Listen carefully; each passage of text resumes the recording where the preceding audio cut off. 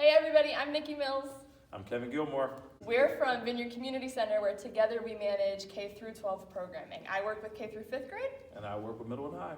So we want to talk about the Power Word strategy that you can find right in your Aperture platform. We want to talk about how we actually adjust it and use it as part of our staff training, because we all know that words have tremendous power. And a lot of us, even as adult learners and leaders in the rooms, are today still impacted by things that might have been spoken about us or over us when we were children. And this is also a good way to get your staff to sit down and do an activity with you that they're going to eventually do with their students anyway, and maybe even provoke some ideas on how they can even enhance this for the kids that they're going to work with.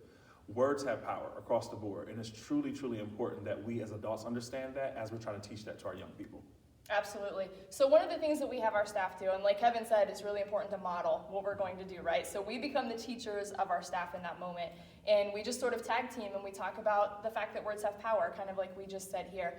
So then we have staff members think for a minute. We just get quiet, we might turn some music on in the background, and we ask them to think about a word that was spoken to them, about them, over them, that could potentially still be impacting the way they operate today. And specifically, we're looking at a negative word, something that had negative impact. So an example that I give our team is that I was told that I was stupid and I would never amount to anything.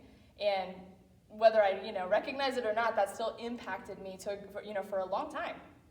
Sometimes it might still creep up, but that's an example that I give. And so we just give some space for people to think about those words, what those words might have been to them. And keep in mind, this is a very vulnerable space, but as we're asking our students to be vulnerable, it is good that we also teach our staff that it is okay to be vulnerable in that space. So you create a safe space in that moment, because we're all sharing. Us, the leaders who are doing this activity with our staff, as well as the leaders who are with the students doing the same thing. We should say too that we also use like sticky notes. You can use pens, paper, you can get creative, however you want to do it, we do that. We bring that to the table so everyone knows what the activity is, and we give the directions on the front end. Definitely. So we give people time to sit with these words. They're writing their word down, kind of sitting with it for a minute, and once they've identified that word, then we ask kind of a deeper, more difficult question. How has that word impacted you? In what way either have you operated, as if that word was true? Maybe what way are you still operating as though that word is true? What has that word stolen from you? Where has that, affected you negatively? What has it taken from you? And then we sit with that for a minute. Again, please leave space. Space in this moment is important. People are bringing up a lot of things according to what words they choose. They might go all the way back to their childhood. It might have been something said between spouses walking out the door that morning that triggered them. Give space so people can actually breathe and think through what they're saying. So once we've had space, and again, it might feel like more space than you're even comfortable with, but it is important for people to really have that vulnerability and to feel safe in that. And after we have that space, then we just kind of think about, okay, well, that's not true. After your team and you've looked at those words and you think about what it's stolen from you, we get a little bit righteously angry about it. Like, that's not okay that it's taken so much from me, from us. I don't want to operate in that anymore. So a big part about power words is to realize, we're going to replace those words with a truth that's positive. And having them cross out that word for them to replace that word is really key. Don't let people just sit there. Have them draw a line through that. Scribble it out, whatever they need to do, and then make a decision on what can I say positive about myself. Yes. What do I believe about myself? This transition moment is really important. It's really important in this activity. And another thing that we've done, if you have a group who know one another, even if they've only known one another that day, you can still make this happen. Where I would take my paper with my word that I've either crumpled or crossed out or X'd out, whatever, and I'm going to pass it to the person, give them a direction, right? Because we're modeling how we'll do this with students. Pass it to the person on the right, and then Kevin is going to write something. He's going to see that what I've crossed out, vulnerable space, but he's going to write a truth about me.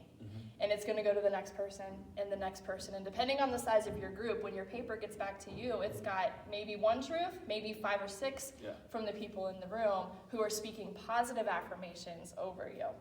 And this builds, strong communication within the team. You wouldn't think that an activity where we're sitting and, like she said, playing music is key. Make sure you have some music to play in the background so it's not that awkward silence. It's important, but it really helps with communication because we're starting to learn something about the people we're sitting with at the table. I have worked with people for years and done this activity and learned so much more about them.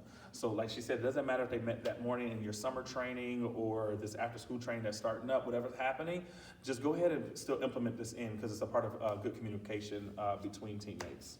So then we make space one more time to get those papers back and to look at the affirmations and the truths that other people, your peers, wrote about you. And giving space for that to sink in. Know that people are really being very honest, very transparent, and that's what they believe about you. And so giving time for that to sort of sink in, right? That I'm not gonna walk in this truth anymore. So for me, it's I'm not gonna walk and operate as though I'm stupid and that I'll never amount to anything. I'm gonna walk in what my peers are saying about me, that I am intelligent, that I have worth and value for who I am, where I am. And then thinking about how can I intentionally choose to walk in this truth. This even makes me think of something now as we're reflecting on this activity. This could also take you to another activity that's on Aperture that you can do with your staff and kids, but it's the I am poem. You can actually turn that into something else, I am, and you have a list of words that other people, including you, have described about yourself. This would be a good activity you guys could consider doing after you do the Power Words activity. Dig in, dig deep. Yes. Power Words are important. Start with your staff and then let it continue on throughout your program.